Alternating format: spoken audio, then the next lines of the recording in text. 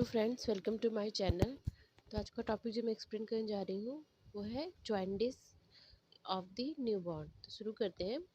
Yellow discolouration of skin and the mucosa is caused by accumulation of excess of bilirubin in the tissue and plasma.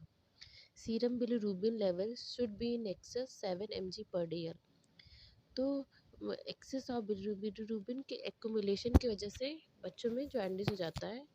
तो accumulation कहाँ होता है? Tissue और plasma में होता है, जिस वजह से yellow discolouration of skin and mucosa cause करता है। सीवियर कंडीशन में इनका जो बिलीरुबिन का जो लेवल होता है more than 15 mg per day रहता है।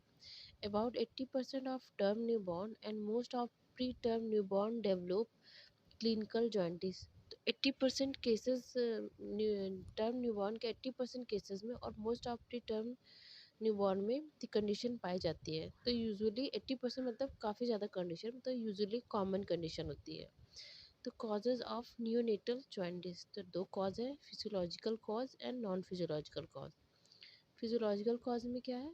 The jaundice usually appear on second and third day and disappear by 7th and 10th day, a little later in premature neonates. तो जॉइंटिस जो होता है वो सेकेंड और दूसरे और तीसरे दिन इनका अपीयर्स होता है और 7वें और 10 दिन पे ये ख़त्म हो जाते हैं। प्री मेच्योर मतलब प्री मेच्योर जो न्यूनेट्स होते हैं, प्री मेच्योर जो बच्चे होते हैं, उसमें थोड़ा ज़्यादा दिन तक ये जॉइंटिस की कंडीशन रहती है। In term infant the level में B 3 to 5 mg per dl on third day, a rise of unconjugated serum bilirubin to 12 mg per dl in the physiological range। फिर उसके बाद है in preterm infants the peak level of 12 to 15 mg per dl in the first week may be without any abnormality। बिना किसी abnormality के, ज़्यादातर बिना किसी abnormality के बच्चों में जॉइंटिस की कंडीशन आ जाती है, यूजुअली फिजियोलॉजिकल कंडीशन में। Causes of excessive bilirubin production are increase red cell volume per kg and increase red cell destruction due to shorter lifespan 90 days compared to 120 days in adult in the neonates। तो red cell volume के बढ़ने की वजह से और red cell destruction मतलब red cell के जल्दी से ख़त्म होने की कंडीशन से दोनों के ही रेट बढ़ जाती है, जिस वजह से ये कंडीशन आती है। और इससे क्या कारण? Due to shorter life span. जो एडल्ट्स में जो आरबीसी की जो लाइफ स्पैन होती है 120 डेज होती है, बट जो चिल्ड्रन में होती है वो 90 डेज होती है। तो उनका डिस्ट्रक्शन जल्दी हो जाता है, इस वजह से ये कंडीशन हो सकती है। और दूसरा है transient decrease conjugation of bilirubin due to decrease UGPGT activity.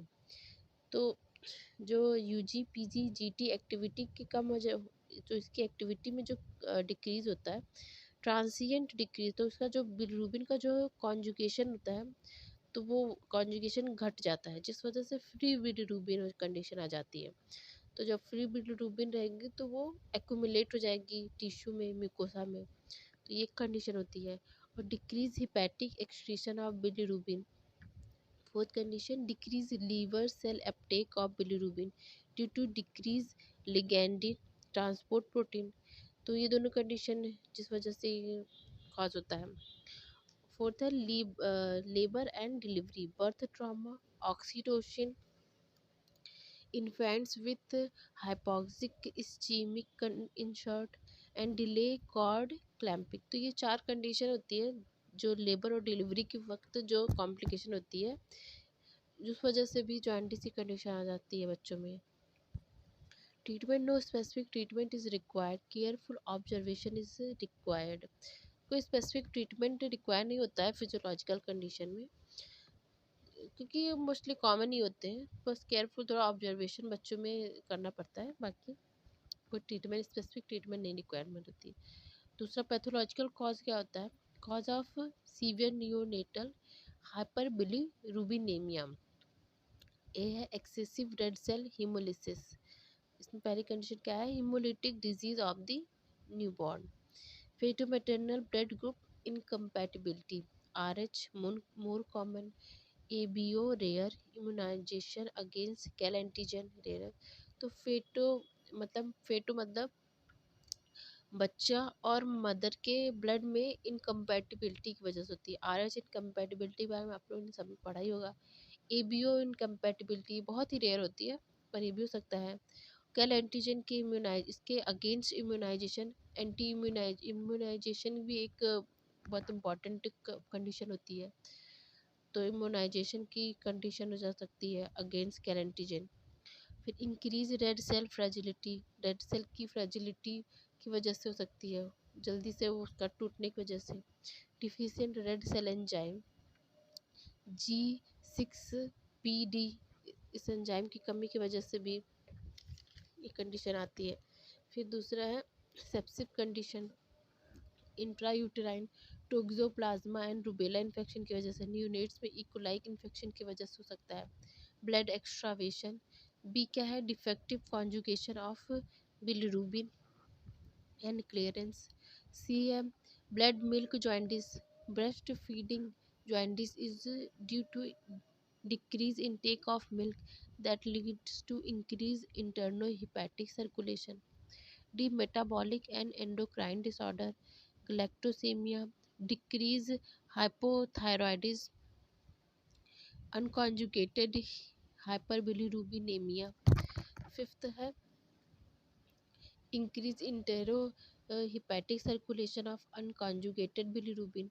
F condition है substance and disorder that affect binding of bilirubin to albumin. Aspirin, fatty acid, asphyxia, acidosis, sepsis और हाइपोथर्मिया। तो ये आज का वीडियो इतना ही। Thank you so much. अगर आपको मेरा वीडियो पसंद आए तो प्लीज़ लाइक और सब्सक्राइब करना ना भूलें। Thank you so much.